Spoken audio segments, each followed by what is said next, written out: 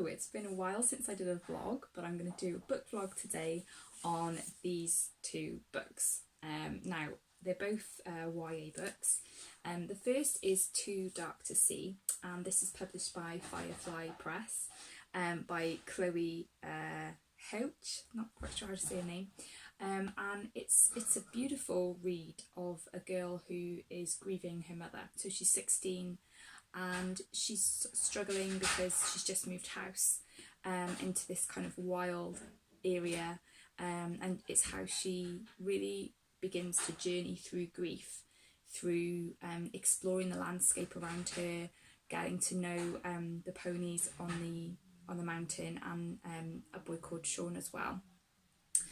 I'd say that some of the ways in which she deals with grief are obviously quite flawed, and the book doesn't shy away from the mistakes that she makes.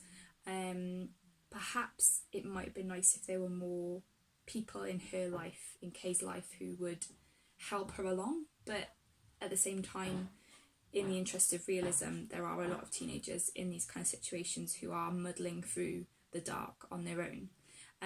So I loved the title Too Dark to See. It doesn't feel like a completely depressing novel, because there is hope and there is a sense of the character making this emotional journey, and I thought it was really beautifully written as well. So this is, I think, this writer's debut novel. I think it's lovely. I would really recommend that one. Now, the other one that I've read is Holly Bourne, The Places I've Cried in Public. I heard about this book for a long time. I found this copy in a charity shop, loving the purple pages. I also found out afterwards, after I bought it in the charity shop, that I already had it on my Kindle anyway, but you know, hey ho, it is a great read. This is a really interesting read because it is a story of a relationship that is toxic. And so the whole book is written in second person.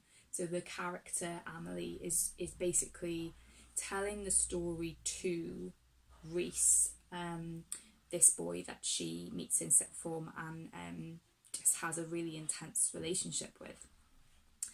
I really felt like I was in the story, and I felt like Holly Bourne really signposted really clearly where things in the relationship weren't right, in a way that I think a lot of girls could relate to, without it ever feeling preachy or it ever feeling like, you know, oh, you're really stupid if you get yourself into a relationship like this, a bad relationship, because it's so easy to understand, and it's so easy to feel with Amelie, her attraction to this boy Reese and his charisma and his personality, but also to understand why she makes the mistakes that she does.